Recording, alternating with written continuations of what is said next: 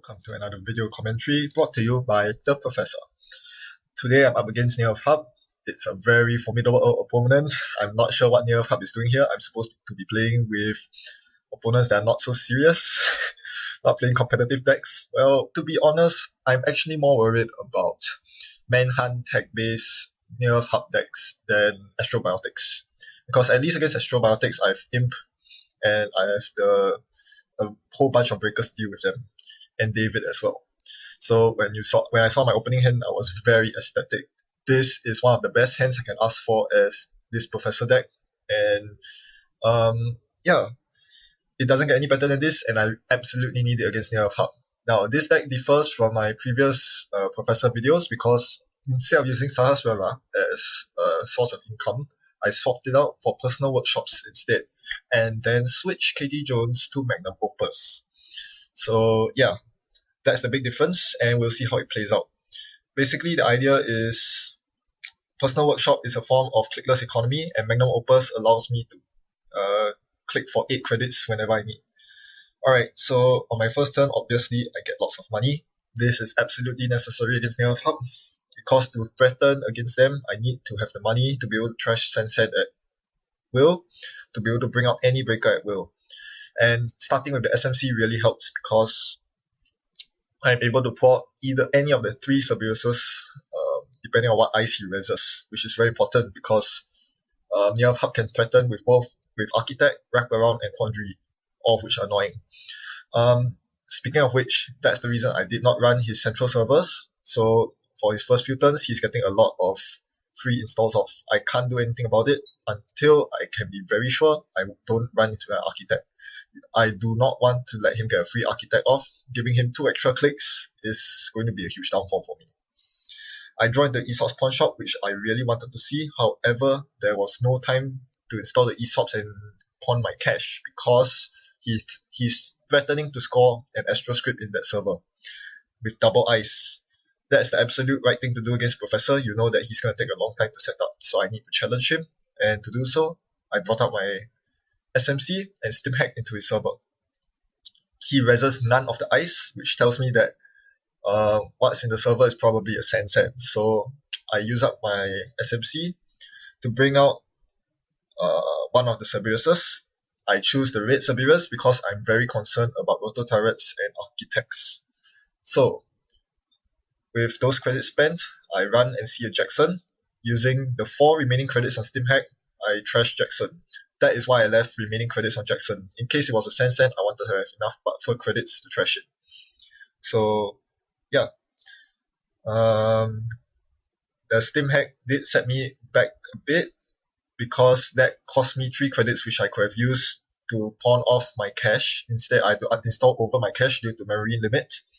And as a result, I'm not as rich as I would have liked, but hey, the early Stim Hack really helped because it got me one of my Cerberuses. And note that I do have a clone chip, which I can use to fetch an SMC, so I still have another use of SMC to grab my second Cerberus if need be. So now I'm starting to pressure his central servers, knowing that his Architects cannot hit me. So I see a Quandary over HQ that stops me cold, and I draw into my personal workshop. Now at this point, the right thing to do here normally would be to draw an extra card, but I do not want to because I know never mind. Yes, I should have drawn an extra card here, but I went to hit Magnum Opus instead. I think that's also a good choice because I can still threaten SMC with a clone chip. So now money is more important to make sure that I can fire off the SMC. He once again threatens an Astro script, or what seems to be an Astro script. The only way to find out is to infiltrate, which I thankfully drew on my second click. He shows me the Astro script. Wow. Yeah, he pretty much forced me to contest it on my last click. So I cannot click through this Eli. I have no choice. If I want to contest him, and I definitely do want to, I'm forced to trash my Magnum Opus so I can bring my SMC out so I can use my SMC because I haven't found my Astrolabe, so I'm short of memory, just to get the Cerberus out. Thankfully, it only cost 1 credit to break the Eli. Let's move on to the second ice. It's another Eli. Thank goodness. Oh my gosh. If that was a code gate, I would be very sad, but instead, I happily swing the Astro script from his server to my score power. That was absolutely huge. Not just denying him the two agenda points, it gets me on the board, and more importantly, I'm breaking half the Astro train down. I can't stress enough how huge a play that was. Yeah, he definitely underestimated my strength there. It was pretty obvious that I had access to green Cerberus after playing the red Cerberus out. He should have known that it wasn't a safe place to keep his Astro script. So yes, my aggressive running is paying off. Unfortunately, this is setting me back in terms of credits. My Magnum Opus is gone from the table, and that's a huge waste. Installing over Magnum Opus is never something you want to do. I draw into my Sneak Door beta, and I begin to formulate a sneaky plan. This could end up really well for me. If he doesn't protect archives, which he doesn't, this is something you have to do against the Professor. You have to expect Sneak Door beta in the deck. And so I liberate Astrolabe from Personal Workshop and immediately get the Sneak Door working. Scheherazade gives me the 1 credit extra, which always helps. Scheherazade credit is very important, and I get 2 free runs on HQ. I see an Architect and an Architect. Oh well, bad luck. It could have been a Bill or another Astro script that I found, but not much luck here. He installs a new remote server. Astrolabe goes to work, drawing me another Astrolabe. So this is where this is quite important, because now it means that I can pawn my first Astrolabe and install my second Astrolabe a while later. First, I Sneak Door, and he shows me a quandary. Looking at all his central servers, every single one of them is protected by a quandary. That is annoying. The one Cerberus I don't have is the one that I need to get through his servers. I check his remote server. He could be being sneaky here. Better play safe. And I know that I let him get an agenda into the Eli server, but I can't really afford to check it at this point. I mean, I could. For 2 credits, I can get in, but I need to make sure I have enough credits in case it's a sand, so that I can trash it. Otherwise, running in through there is pretty useless. I know I have 2 scavengers in my hand, and this will be very handy later on when I run out of power tokens for my green Cerberus, which I know I will. For now though, I draw into an SMC and a Ferry. I install the Ferry not as a sentry breaker. I already have the red Cerberus out. I'm installing it for the easy mark, because I will pawn it with Aesop's Pawn Shop next turn. My last click, I check his remote server just in case. I haven't checked this one yet. So let's see what's underneath. Turns out it's a Sand City Grid. Okay, that's not good. He has 7 credits. He has a pet campaign out that will bring him up to 8 credits. He can score an Astro script out of hand if he wants to. That is nasty. But instead, he scores the agenda in the Eli server, which turns out to be a Bill. I really should have checked that. That was a huge mistake. I didn't think that he would have the guts to place an agenda in that remote server. I was completely mistaken. I definitely should have checked it. And with a buffer space of 2 scavengers, I'm sure it wouldn't come as too much of a cost to check the server. So yeah, that is going to cost me a lot. I could be up 4 points to 1, but now instead he's up 3 points to 2. I finally get my SNC and the corresponding blue Cerberus on the board, trashing my Sneak Door beta with Aesops because, well, my job is done. I force a piece of ice onto archives. So I run through HQ the regular way and find a wraparound. And an NAPD contract while I'm at it. So that's not bad. This is a good thing about running with Cerberus Breakers against Near Earth Hub. Runs are free. They only cost power tokens. And I have 3 scavengers in my hand now, so refreshing is free as well. So I basically do not need credits at this point. But I'm still generating credits because Aesops is that good. Now I'm forced to challenge the remote server. So I use my last power token on Eli and click through the other one. Unfortunately, it's just a pair campaign. At least I'm keeping him honest here. So if he were to try to sneak an agenda into the Eli server, he would need to destroy the pet campaign first. So I would know that he is trying to sneak an agenda into that server. That would happen. Now, he fast tracks an Astro script into hand, ready to score with the Sand City Grid next turn. I have 2 options right now, to trash the Sand or to run his hand. I decided to run his hand. I scavenged my green Cerberus and ran 3 times because I had 3 power tokens on blue Cerberus. I'm able to run 3 times. The first run nets me an NAPD contract. This NAPD contract I would not have been able to steal if not for Scheherazade. I've been installing Cerberuses so many times on the Scheherazades, including the scavengers. Every time I perform a scavenge, I get 1 credit.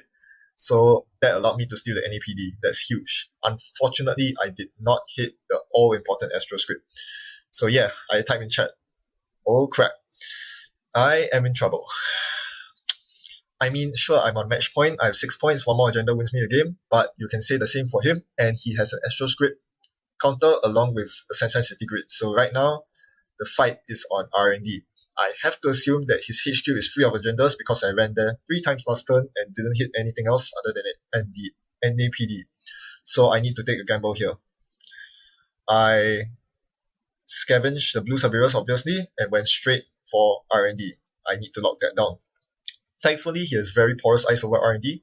So all I needed to spend was 1 blue power token and 2 credits. I can give him all the credits he wants in the world. As long as he doesn't have access to his final agenda, I might be able to close this game. With my last click, I install Origami so that I can pawn shop it off the next turn. Unfortunately, that is not going to happen because he had a breaking news in hand and he blew up my Aesop's pawn shop right after. That's annoying. I really needed those credits. I cannot afford to click for credits every time I want to run R&D. So first I draw up, and yes, I check my archives, my heap. All 3 pawn shops were in there. So my only option now is to install a Magnum Opus. Thankfully, it arrived in my hand and I have a modder to go with it. So that's something I'm looking to do in the near future. But for now, the absolute priority is to run R&D every single turn. I know I cannot lock out Near Earth Hub because they can power draw through the deck. And I don't have any legworks or Maker's Eyes. I do have Medium, I do have Nerf Agents, but they cost a lot of credits to pull out with the clone chip into SMC. I cannot afford to do that. I do not have enough credits because he blew up my pawn shop. That would have been an option if I was able to Aesop's away my Origami. Unfortunately, that's not the case, so as a result, I can only hope for the winning agenda, top decking the winning agenda. In the meantime, what he does is to tutor up Daily Business Show and place it in his remote server using Executive Bootcamp. Well, I'm too poor to contest it, so going there is a no-brainer. So what I do here is to solidify my economy by modding in the Opus. This will allow me to gain credits much faster, allowing me to check R&D every turn for just 1 click gives me 2 credits, which is all I need to check R&D. I find the Sweep Sweep useless, and he uses Daily Business Show to open up the Sweep Sweep and 1 other card. It looks like he found it. The second card, the one beneath the Sweep Sweep, was the game-winning agenda. Bad luck for me. I'm actually very happy that my Professor deck actually came so close to beating one of the top deck, if not, yes, the most powerful deck archetype in the game, Astrobiotics. Granted, I got a very lucky opening hand, and he made a couple of critical mistakes, especially the Astro script in that server, which he thought was safe. But at the end of the day, this is not meant to be a competitive deck, and you can see so many flaws with it. I could not ever sacrifice the tempo hit of installing Medium or Nerf Agent. That would have greatly aided in my cause. A Nerf Agent or Medium would have easily closed the game if I had access to it. Unfortunately, I couldn't afford to spend clicks drawing those cards to get credits to install those cards. I barely had enough money and credits to assemble the basic rig of 3 Cerberuses, and then I have to start running all his servers every single turn. That's the pressure that Near Hub puts on, and I just came up short. It didn't help that I had to spend 8 credits to steal NAPD. That's another problem. That is why you need raw money. That is why Aesop's and Magnum Opus are so important. On the flip side, I'm very happy that running servers is actually very cheap with the Cerberus suite. I think he should have tried to install the Architect because that would have taxed me quite a bit. Red Cerberus still takes 3 credits to break through Architect, and that's the cost that I cannot ignore. So that's it. Thanks for watching and happy net running.